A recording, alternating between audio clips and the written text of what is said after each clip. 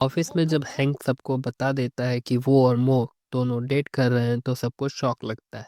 Tan mur तो बार बार hang से सवाल करते हैं पर मो इसे हैंक का मजाक बताकर निकल जाता है। बॉस को बहुत बुरा लगता है पर वो मुंह लटकाकर वहां से चले जाते हैं। जब शाम को दोनों घर वापस आते हैं तो हैंग मो से पूछता है कि तुमने ऑफिस में मना क्यों कर दिया। तो मो कहता है कि मैं थोड़ा घबरा गया था और तुमने मुझे बताए बिना ही ऑफिस में अनाउंस कर दिया है, इसलिए अब कभी करो तो पहले मुझे जरूर बताना। दोनों फिर हंसते हैं, फिर किस करने वाले होते हैं कि मो को छींक आ जाती है और फिर दोनों रुक जाते हैं। अगली सुबह हैंग मो को जगाता है पर मो को थोड़ा बुखार होता है। तो हैंग उसके लिए सूप बनाने की बात करता है। तो मो मना कर देता है, ये कहकर कि पिछली बार तुम राइस सूप में राइस डालना ही भूल गए थे, इसलिए बाहर से ऑर्डर कर लेते हैं। पर हैंग नहीं मानता और अपने हाथों से मो के लिए सूप बनाता है।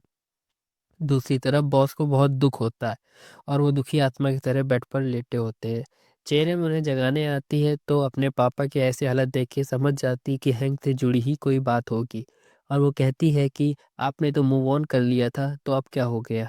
तो उसके डैड कहते हैं कि मैंने मूव ऑन कर लिया था क्योंकि मुझे लगा हैंक को लड़के नहीं पसंद होंगे, पर वो मो को डेट कर रहा है, शायद मुझ में ही कोई कमी थी, तभी तो मैं मो से हार गया। ये सुनकर चेरम कहते हैं कि आप पे कोई कमी नहीं है, आप मुंह को हरा सकते हो।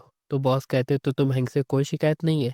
तो चैरम कहती नहीं, मुझे हैंक बिल्कुल नहीं पसंद, पर आप किसी से हार नहीं सकते और अपने से छोटी उम्र वाले से तो बिल्कुल नहीं। जाकर तैयार हो जाइए और ऑफिस जाइए। यहाँ हैंक ने सूप बना लिया होता है, वो टेस्ट करता है तो वो बहुत अच्छा बना होता है। वो पूछता है तुमने इतना अच्छा कैसे बना लिया। तो वो कहता है मैंने बाहर से ऑर्डर किया है, पहले वाले में नमक ज़्यादा हो गया था। फिर वो दोनों हंसते हैं और हैंक ऑफिस के लिए चला जाता है। वो जब किचन की हालत देखता है तो उसे बहुत गुस्सा आता है। ऑफिस में टैन हैंक को बॉस के पास लाता है और कहता है कि आज मो छुट्टी पर है तो मो के क्लाइंट को हैंडल करने के लिए मैं हैंक को भेज रहा हूँ। तो बॉस कहते हैं इसमें प्रॉब्लम क्या है, भेज दो। तो टैन कहता है कि जो क्लाइंट घर खरीदना चाहते हैं अफवाह है कि वो हाउस हॉन्टेड है। तो क्लाइंट का कहना है कि अगर कोई एक रात वहाँ रुक जाए तो वह घर खरीद लेंगे। ये सुनकर हैंक पहले ही डर जाता है। तो बॉस हंसते हुए कहते हैं डरने की कोई बात नहीं है, मैं भी हैंक के साथ उस घर में रुकने चलूंगा। पर बॉस खुद भी बहुत डरते हैं। वो चैन से मदद मांगते हैं। दूसरी तरफ मो भी गुस्सा करता है और कहता है कि ये बॉस की एक चाल है, वो बस तुम्हारे साथ रुकना चाहते हैं। हैंक कहता है ऐसा नहीं है, पर मो नहीं मानता और उसकी पैकिंग वही करता है। दूसरी तरफ चैरम भी अपने डैड के सामान को पैक करती है और उन्हें एक स्पाई ईयरबड देती है और कहती है इसे अपने कार में लगाए रखिएगा, मैं आपकी मदद करती रहूंगी। रात में टैन मो से मिलने जाता है क्योंकि हैंग वहाँ नहीं था। वो दरवाज़ा खोलता है तो वो टैन को देखकर चौंक जाता है। टैन कहता है कि तुम बीमार थे और हैंक भी नहीं है, इसलिए तुमसे मिलने आया था, कि तुम्हें किसी चीज़ की ज़रूरत तो नहीं। मो उसे अंदर आने देता है। घर काफ़ी बिखरा होता है।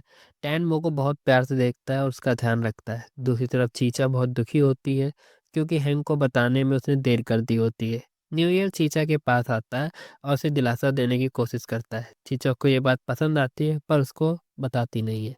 इधर बॉस और हैंक दोनों भूतिया बंगले पर पहुंच गए होते हैं।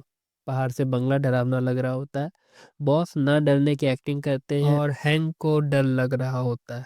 दोनों अंदर जाते हैं तो अंदर काफी डरावनी चीजें रखी होती हैं और लाइट भी आ जा रही होती है। तभी कमरे में रखी एक गेमिंग मशीन अपने आप चलने लगती है। यह देखकर दोनों के चेहरे पर 12 बज जाते हैं। दोनों घर से भागने वाले होते हैं कि चेहरे अपने डैड को रोकती है और कहती है अगर आप डर के चले जाओगे तो हैंक को इम्प्रेस कैसे करोगे। ये सोचकर बॉस नहीं जाते और हैंक को भी रुकना पड़ता है। फिर बॉस चेरम के कहने पर आत्मा को बुरा भला कहते हैं और गेमिंग मशीन अपने आप बंद हो जाती है। ये देख के हैंक बॉस को बहादुर मान लेता है। फिर दोनों अपना सामान कमरे में रखते हैं और सोने की तैयारी करते हैं। दूसरी तरफ टैन मो के लिए दलिया बनाता है और अपने और मो के बारे में सोचता है और बातें करता है कि हम पहली बार कैसे मिले थे और कैसे हम दोनों को प्यार हुआ था। वो काफ़ी देर तक वहाँ रुकता है। वो उसके आने की वजह पूछता है तो टैन कहता है कि मैं जानता हूँ कि तुम हैंक को डेट कर रहे हो, पर तुम दोनों का रिश्ता ज़्यादा समय तक नहीं चलेगा। वो कहता है कि हैंक ऐसा इंसान नहीं है, वो मुझे धोखा नहीं देगा, मैं साबित कर दूंगा हैंक तुम्हारे लायक नहीं है। और ये कहकर टैन वहाँ से चला जाता है। यहाँ भूतिया घर में बॉस और हैंक सो रहे होते हैं। तभी टीवी चालू हो जाती है। ये देखकर बॉस और हैंक दोनों डर जाते हैं। फिर हैंक रिमोट ढूंढकर टीवी बंद कर देता है, पर फिर से टीवी चालू हो जाती है। इस बार टीवी का प्लग भी निकाल देता है पर टीवी बंद नहीं होती। ये देखकर हैंक और बॉस के होश उड़ जाते हैं। बॉस हैंक के सामने बहादुर बनने का नाटक करते हैं और आत्मा को फिर से बुरा भला कहते हैं। टीवी बंद हो जाती है, पर बॉस पर आत्मा हावी हो जाती है। हैंक बेहद डर जाता है। क्या करे कुछ समझ नहीं आता, पर हिम्मत जुटा के पूछता है, आप कौन है? तो आत्मा बताती है कि मैं इस घर का मालिक हूँ, जो यही रहता था। हैंक पूछता है कि आपको क्या चाहिए? तो वो बताता है कि मुझे मेरे ड्राइवर से बहुत प्यार था, पर वो नौकरानी के साथ भाग गया। मैं अपने टूटे दिल के साथ यहीं मर गया। मुझे चाहिए बस एक किस। अगर तुम मुझे दे दो तो मैं इस दुनिया को छोड़कर दूसरी दुनिया में चला जाऊंगा। हैंक बहुत सोचता है पर मना कर देता है। तो आत्मा हैंक को किस करने की कोशिश करती है। तभी टैन वहां आ जाता है और कहता है, मैंने दोनों को रंगे हाथ पकड़ लिया।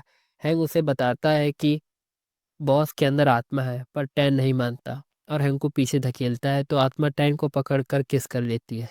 किस करने के बाद आत्मा बॉस के शरीर को छोड़कर चली जाती है और बॉस बेहोश हो जाते हैं।